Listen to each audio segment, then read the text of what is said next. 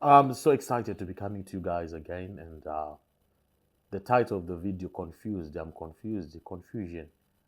Am I confused? Really? I don't think I'm confused. I don't think I'm in confusion, but I have to share with you my story, and so that you get to understand where I'm coming from, and you get to understand some of the things that happens when you have started a journey.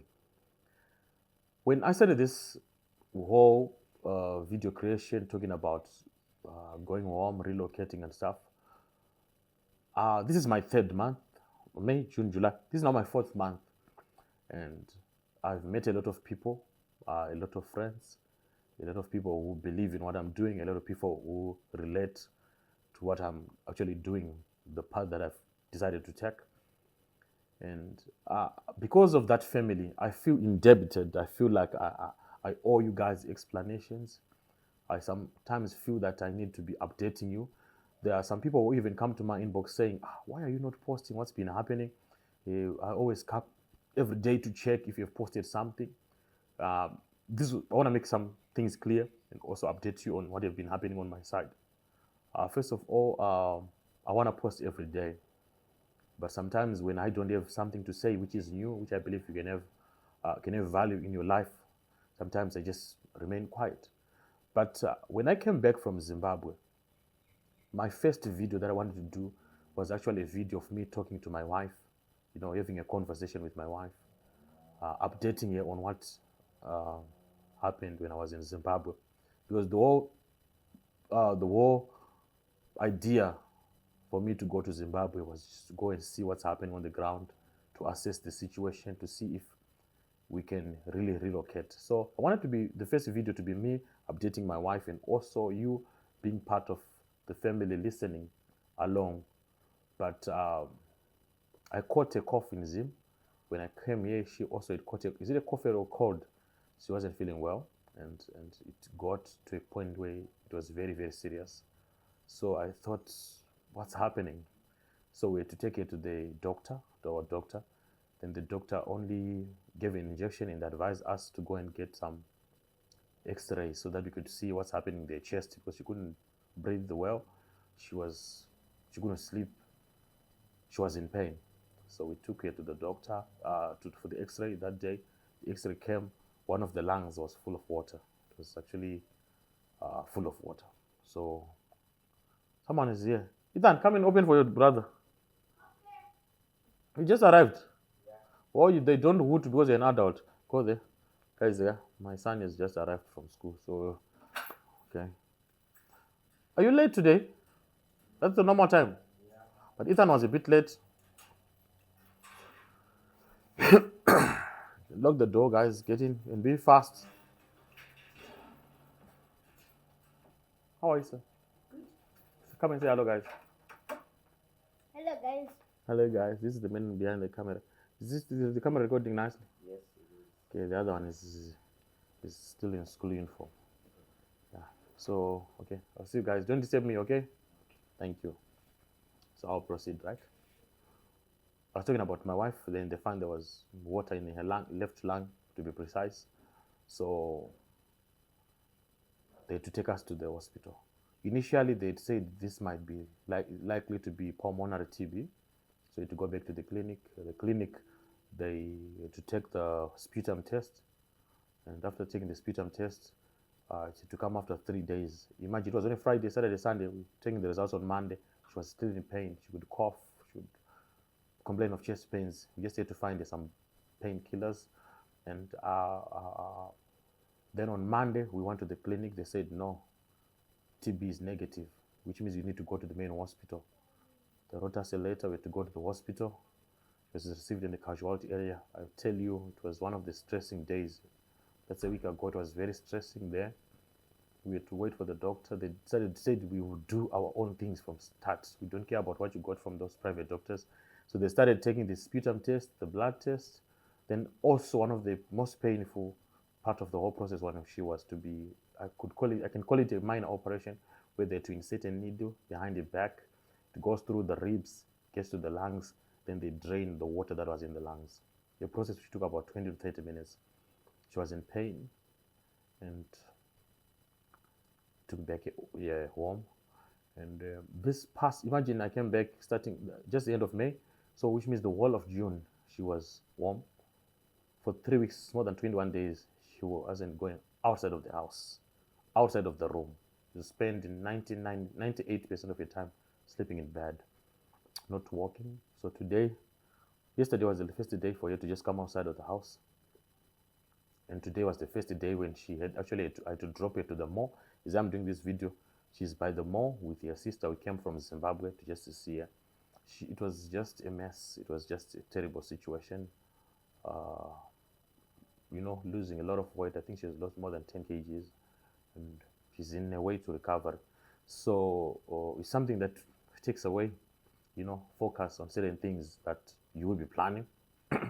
Why am I saying this? I was watching Ruwa Organic. I think you know him. He does videos on YouTube here. So he was also telling his story where he had pain in the body, and he thought he should actually share with you his story, because a lot of programs, a lot of people's expectations were put on hold simply because of what he was going through. So I also felt after yesterday that I needed you guys to take you through what has been happening on my part. I thought you guys should know. The initial plan was to say by the 4th of August, which is yesterday on Monday. Guys, you are making noise, eh? Don't make noise, please, okay? Thank you. I'm making noise. The idea was just to go back to Zimbabwe on the 4th of August and spend, I think, 3-4 weeks there, putting something on the ground. That was the idea. And because of my wife's sickness, or because of what my wife was going through, she was not the only person who was going through what she was going through, because I was also going through something. And you can check even from my 2 previous videos, if you can tell if a good read of character, good read of facial expressions and stuff, you could see that I wasn't myself. Something was a bit off, but I'm getting there. I'm being revived, and thank you for your prayers. I've also posted. Usually I post those posts on YouTube. Some people were saying, Pastor, we're praying for your wife. I also shared I only have, I think, 5 or 6 members, so I shared the story, and the people who knew, but I thought I should just take it to the whole channel. 12,000 subscribers, all of you guys, to pray for my wife, pray for me to be strong. And the confusion, where is the confusion coming from now? Why did I say confusion? So whenever you are on a journey, it is very important to know who you are going to ask. So when I'm doing these videos, initially it wasn't about me asking you what you think about my journey. It was me sharing you with my journey. You can say what you think. You can give advice as I go along the way. Where I feel I'm getting weak, you became my pillar of strength. You became my support system. So during my wife's sickness, there's something that came up. There were 2 voices that were speaking. Should I say 3 voices? The number 1 voice was coming from what I felt from my own person. I've made it clear that I'm planning my relocation. I'm putting things on the ground. I might go to Zim next month, end of month, next year, or whenever I'll go. But the relocation is already started, and I'm 1 foot in Zimbabwe. That's the voice that is speaking to me. That's the voice that made me to start this channel. Then number 2, there was a voice that was speaking. Someone called me and said, your wife is sick. I said, yeah, she's not feeling well. Okay, we'll pray for you, but do you know why she's sick? God is trying to punish you. God is saying you must continue to be in Durban. You don't have to move. You must be going there to church, preaching to people. And so if you move before God's time, then God is going to curse you. That's the sign when you see your wife, what's happening to your wife. That's a sign that God is saying you need to remain. So that's another voice. You're saying, I need to remain in Durban. I need to be preaching to people in Durban. I need to be there. Remain for the sake of the church, not for the sake of my family, not for the sake of the well-being of everyone around me, but for the sake of the church. So God has to punish me to say, even though you are not happy, even though your family is not happy, but I want you to be in Durban and remain there. That's another voice, and I was processing it. Then another voice was actually saying, we saw you were so joyful. When you were in Zimbabwe, we could see you were smiling. When you did that video saying you're not happy, indeed, we could tell from that, looking at you, the body language, we could tell that you're not happy. And that joy that you had when you were in Zimbabwe, that shining, that brightness in your face that you saw when you were in Zimbabwe, is the one that you are predestinated So they were saying you should have relocated way back. You should have planned your relocation way back. You should have done it way back. So now I was like, okay, I should have done it way back. So which means I'm actually late. I should have moved to Zimbabwe way back. There's another voice speaking. So there are three voices that speaks. One that says stay, the other that says go to Zimbabwe, the other that's speaking to me. That I know, that I told myself, I'm going back to Zim. Initially, coming to South Africa, we came not on to, I didn't come to South Africa to stay. The initial idea was to come to South Africa to work. Then after working, go to Zim. After working, we take our things, bags, we put the money back to Zimbabwe. So I believe that this call, this voice that's speaking through me is the one that's calling me back to my own country to say what you have learned in South Africa, what you have seen in South Africa, come back and do it in Zimbabwe. And also one of the things that I said in one of the videos that I did, which I said I'm not happy, is in part where I said there are things that I expected to be done for a pastor. And things are hard, so people are no longer able to do those things for a pastor. I want to clarify that point very well. I'm not going to change my words, but I just want to add a clarification. So with the church that I work for, I will use the word work because it is an organization which is registered and I'm treated as a worker in that church. So what it does is that when you are in Zimbabwe and they've started a church in Durban, and this is a Shona speaking or Zimbabwean, Ndebele speaking, it's for Zimbabweans. The church that I lead is for Zimbabweans. I'm not leading a church for South Africans because we already have the same church next door which can accommodate those people who speak the language of the land. But so I'm responsible for the people who are coming from Zimbabwe.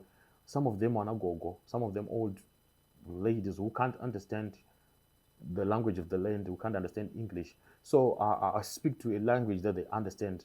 That's why I am in that church. So what happens is you are in Zimbabwe, you are written a letter to say you want you to come to South Africa to be a pastor at this church. So it's more like an offer letter.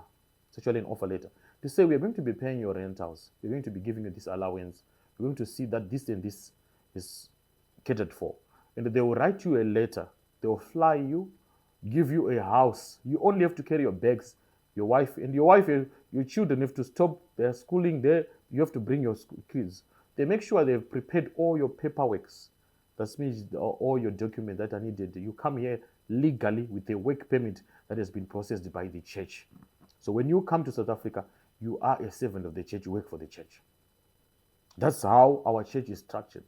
So when I was saying sometimes you would find in that field that some of the things that you were promised or that were on the offer letter are no longer met. It's not because you're complaining or you don't have a calling. You're simply saying, when I moved this side, there were these expectations, there was this agreement. But we understand with the economy of the world at the moment, things change every day. Prices go up. Tonight I heard diesel is going up 63 cents here in South Africa, 63 cents. Okay? So things go up every day. And people also haven't recovered from COVID. COVID hit people so hard. That's why you see I'm in my house in a corner, there's an office here. I'm no longer able to go and rent in town to have a separate office. Why? Because during COVID we were hit so hard. We are in the recovery mode.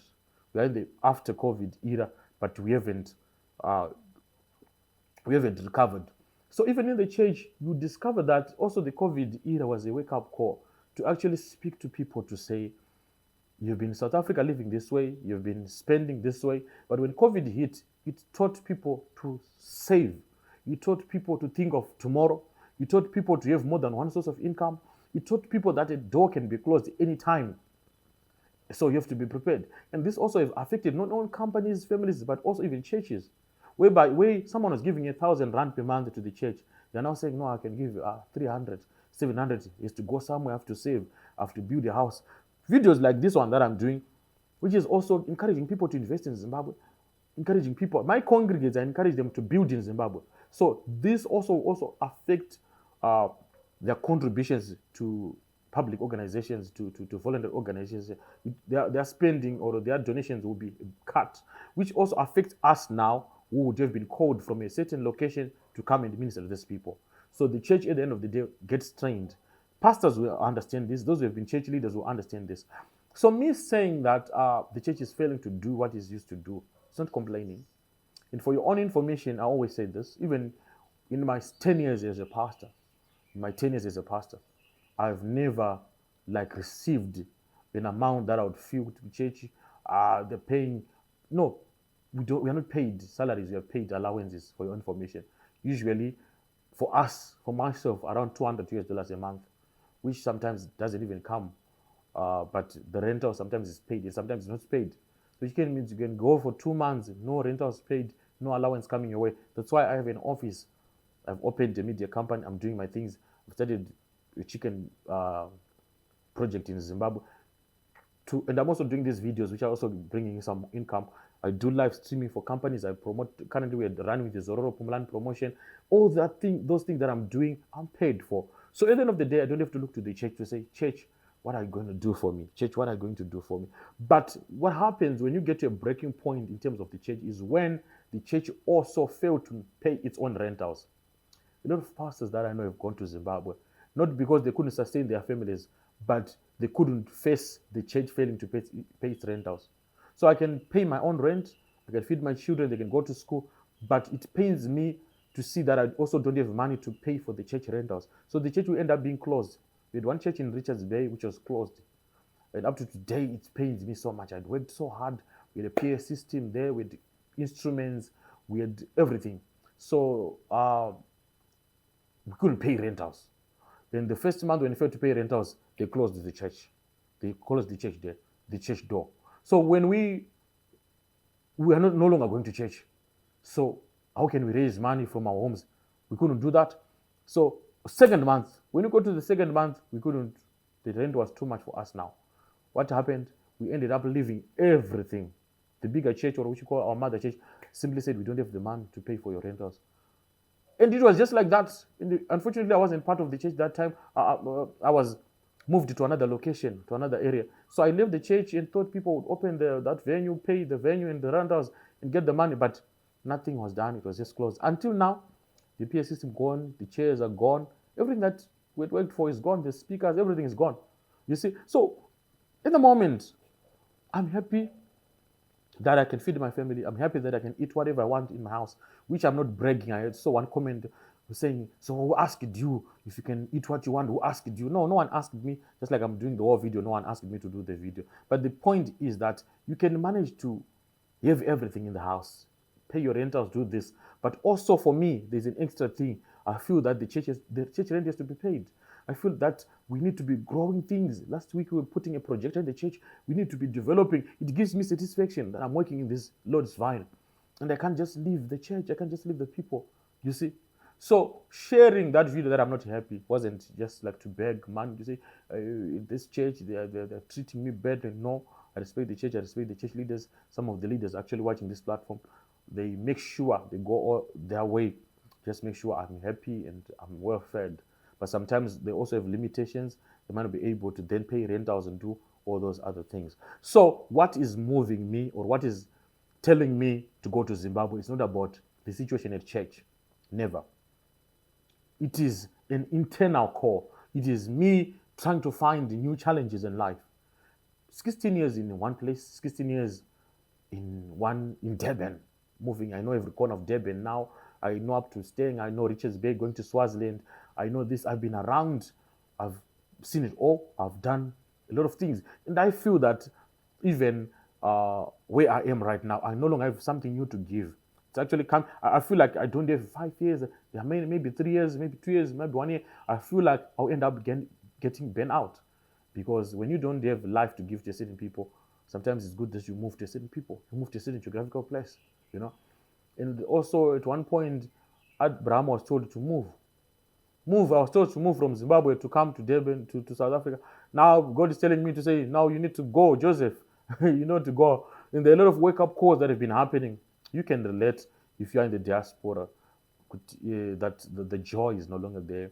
The internal satisfaction is no longer there.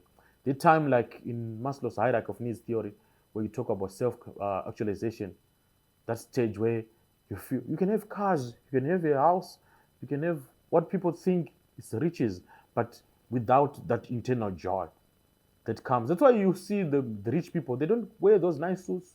They just wear t-shirts and stuff. Why? Because to them, suits no longer mean they're rich. So, you guys, I'm talking. This video was mainly meant to say there's a lot of confusion that can happen in your own life if you allow many voices to speak to you. Which voice do you listen to? Which voice do you listen to? Which voice do you listen to? Whose voice do you listen to? Sometimes there is this internal intrinsic, I don't know, my English today, I'm speaking in English, yo. There's this voice, that's the inner voice that speaks to you. Your conscience, is it conscious? Where you feel, I wanted to do this. If you don't do it, you feel guilt, you feel like that's another voice that speaks. Then there's a voice of the environment. Environment can speak to you. And also there's a voice from other people. When it comes to the relocating journey, I kindly beg you not to just listen to anyone and everyone. It has to be a personal experience, a personal conviction. It has to be God and God alone speaking to you, talking to you. Am I saying God? Hey, I'm preaching now. I don't want to preach, guys. It has to be the call of home calling you. It has to be home saying, God, my son, I want you, God, when Shirome, I want you back to your roots where your umbilical cord was cut. I want you back home. So it has to be that voice that is so personal. It has to be a pull from within. I'm so excited to the people, and I want to thank people who have been with me on this journey. I see a lot of WhatsApp messages. Simply telling me that I'm on the right path is, I feel good. Simply telling me that I don't need to give up, I feel awesome. I feel blessed. And also telling me that I need 10 minutes of your time so that we can discuss this. I feel so good about it. So I'm so excited, guys, and I want to thank you so much to those who have been sending even stars, those who have been saying, do this. I appreciate you. And my advice is, if you feel that God is also calling you to this journey, if you feel that Zimbabwe is calling you to this journey, please don't take heed of the calling. Don't ignore the calling. Say, thank you, God, for calling me. I'm going to take the path. Sorry, guys, I don't know if I'm facing you right in the eyes like this or I have to face this. I don't know. I'm using my phone, actually the back of camera of my phone. So I'm not so sure. I'm used to using my camera. My camera is a flip screen, so I'll be seeing my face. Right now, I don't know if the camera is recording. I don't know if the audio is coming in. I'm simply talking to the back of my phone, believing that you can hear me, believing that you can see me clearly.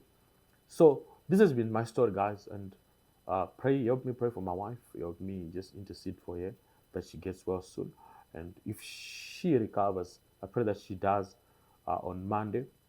That will be the 11th. I should be hitting the road to Zimbabwe. I'm saying this because I know that there are no witches on this platform. You guys are going to pray for me. You're going to pray for the car, which I'm currently doing some touch-ups and servicing, because I'll definitely need it. And I'll be in Zimbabwe for a maximum of 3 weeks. September coming, I should be back in South Africa. Still working, still preaching, and this is what's going to be happening. As you remember, I did my budget last time, and when I was just taking a look at the budget, it was around 17,000 something.